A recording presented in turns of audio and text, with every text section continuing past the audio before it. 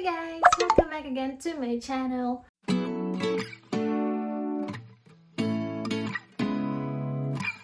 And for today, gagawa tayo ng isang video na regarding sa cracked skin or dry skin. So kung nakita niyo naman yung thumbnail dun sa video ko, kita niyo yung paa ko na sobrang crack na talaga siya.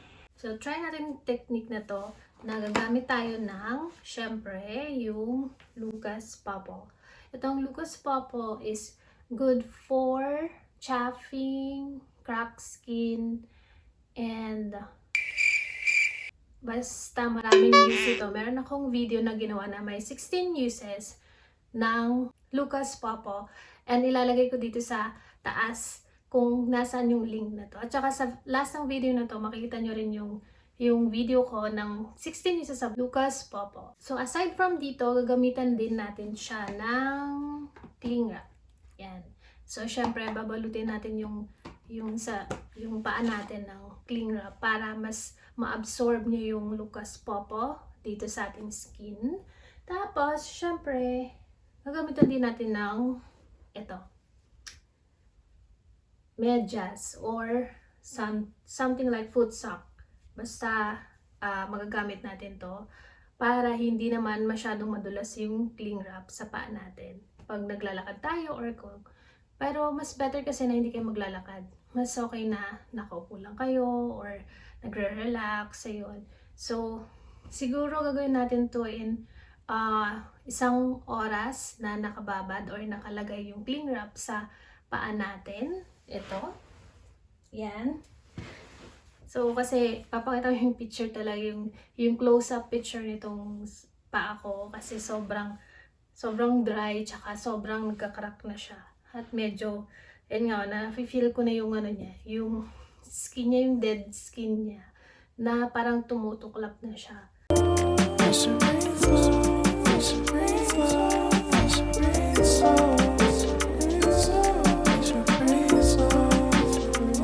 So, try natin gumamit ito kung totoo nga for cracked skin, tsaka for dry skin to.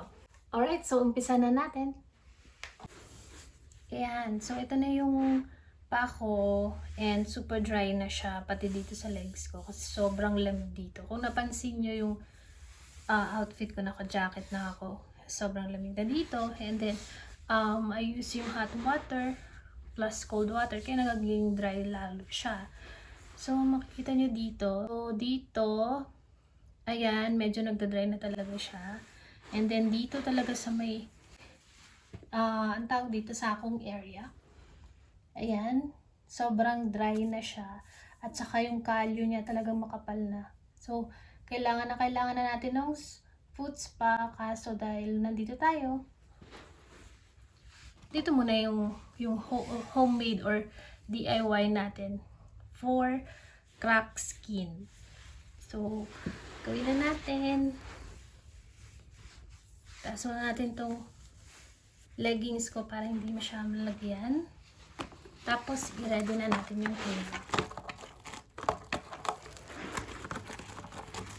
Ayan, baka may nasisilipan na ako dyan. Ayan. Ayan, mamaya na pala itong cling wrap. Lagyan muna natin here. So, lagyan na natin siya ng Lucas Papaw. Ayan. Pwedeng ilagay sa kamay or directly na sa affected skin. Pero gusto ko ilagay muna sa kamay kasi wala lang. Gusto ko lang. Ayan. So, lalagyan ko ng madami doon sa talagang affected area. So, ready ko na nga pala itong cling wrap kasi para meron akong ang tawag doon, pagpatungan ng paa. Ayan. Para hindi siya mapunta dun sa carpet yung Lucas Papaw natin. Yan. Kasi itong Lucas Papaw, sobra tong nakakalambot ng skin. So, sobra siguro tong lalambot tong pa ako. Pero tingnan natin kung totoo yan. Dahil ito yung pinaka-dry skin ko. Tingnan natin kung super effective na nga itong Lucas Papaw for dry skin. Although kasi itong Lucas Papaw is parang petroleum jelly. So before, gumagamit talaga ako ng petroleum jelly kapag sobrang lamig. Tapos nag-dry na yung skin ko. If you found the one, you should never give her up. I think it's the way life changes when in love, yeah. I surround my soul with the positivity. That's why I don't worry about the things that I don't see, yeah. These days I don't worry about much. I think we should have some more fun. I still dream about the days when we were young. I'll take a hit and still finish and one, yeah, yeah. Oh, oh, oh, oh. Memory lane isn't that too far away from our hearts, yeah, yeah. The ones we keep close, we should never let go. So tell me who you love, baby. Take a moment to unwind, fix yourself and realign yourself with the world, baby. Breathe slow, baby, yeah. We should breathe slow, we should breathe slow, we should breathe slow. We should breathe slow, we should breathe slow, we should breathe slow. We should breathe slow, we should breathe slow, we should breathe slow. We should breathe slow, breathe slow.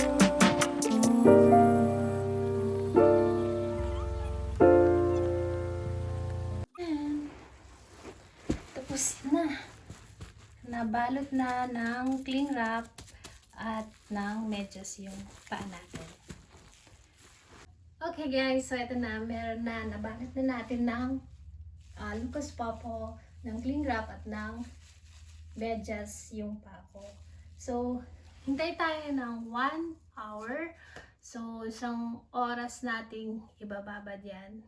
Tapos, later, papakita ko sa inyo kung ano yung result nitong pagbababad natin ng Lucas Papaw sa ating cracked skin. Okay, so see you around. Hey guys, so nag-decide ako na overnight ko na lang siyang ibababad itong sapatos, itong paa. Kasi naisip ko kasi yung Lucas Papaw, sayang naman kung hindi siya ibababad ng matagal. Tapos, for sure, mas ma-absorb ng skin natin yung ointment kapag binabad natin siya ng mas matagal pa sa paa natin na cracked skin or cracked heels. So yun nga, bukas na lang ako magbibigay ng update sa inyo. Paggising ko ng umaga or hindi, siguro after na lang after ko mag-shower, after ko na maligo. Tapos, ipapakita ko sa inyo kung ano yung result nitong Lucas Papaw dito sa cracked heels ko. So, tingnan natin kung effective nga ba to sa mga dry skin and also sa mga cracked heels. Kasi, mayroon akong napanood na video na meron siyang, parang yung hindi nire-recommend ng doctor, yung paglagay ng mga petroleum jelly like yung Vaseline, pero hindi naman nabanggit yung ointment na to, hindi naman niya nabanggit na hindi kailangan or hindi recommended na ilagay dito sa cracked skin kasi hindi effective. Pero ngayon ko lang to gagawin at wala pa ako nakikita na naglagay sa cracked heels nila nitong Lucas Papaw. Kaya try natin at titingnan natin kung magiging effective nga ba itong Lucas Papaw. Wait na lang natin hanggang tomorrow kung ano yung magiging result nito. Okay? If you found the one, you should never give her up. I think it's the way life changes when in love, yeah. I surround my soul with the positivity. That's why I don't worry about the things that I don't see, yeah. These days I don't worry about much. I think we should have some more fun. I still dream about the days when we were young. I'll take a hit and still finish and one, yeah, yeah. Oh, oh, oh, oh. Memory lane isn't that too far away we keep close, we should. Ito na yung feet ko. Sobrang lambot dito. Tapos, alam mo yun, parang bagong spa dito. Sa portion na to. Tsaka dito sa, ang tawag dito, sa taas ng pako. Pero, ang result pala nung Papaw is ganito. Ayan, so, meron pa rin akong crack. Pero nag-improve na siya. And, mukhang okay na yung dito sa gilid. Ang lambot, promise. Naligo na kasi ako, so, kita nyo naman, parang napaka puti, tsaka malambot. Yun nga lang talaga dito sa may talampakan. Kailangan mo talaga siyang spa, yung foot scrub. Or yung pang scrub ng paa talaga para maalis yung kalyo. Kasi kalyo na siya. So, hindi na siya maalis ng kahit anong cream, lotion, or yung petroleum jelly, or kahit nung Papaw, or Lucas Papaw na ginamit natin. Kaya, maghahanap ako ng ibang way para maalis tong kalyo na to. So, same din dito sa right feet ko. Right foot pala. Same din sa right foot ko. Ayan. Dito, mukhang okay siya. Napakalambot.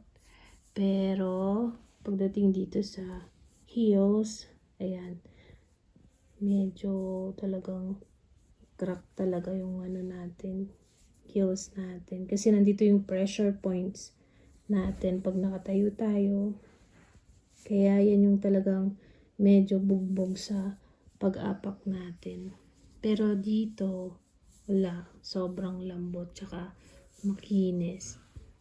Dito, medyo kailangan din ng foot scrub. Kasi ganun din siya. Hindi siya naalis nung Lucas Papaw. But, lumambot yung skin. Lumambot lang siya, pero hindi siya maalis. So, kung gagawa kayo nito, pwedeng gawin nyo to, i-overnight nyo, then, i-scrub nyo siya. Kaya lang kasi ngayon, wala akong pang scrub dito, kaya hindi ko magagawa yun.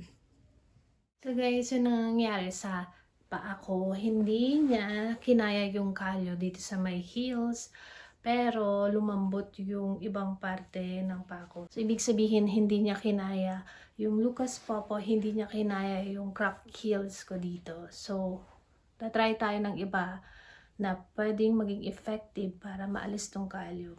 Pero feeling ko kasi, yung pang foot scrub talaga ang magiging way para maalis to. So, try natin maghanap ng ganun dito para maalis na tong kalyo na to. Okay? So, abangan nyo yan sa channel ko and lagi kayong magsusubscribe. Tsaka, i-click nyo yung bell button. Dapat naka-all siya para ma-update kayo lagi sa mga bago kong videos. Thank you again for watching and God bless. Bye!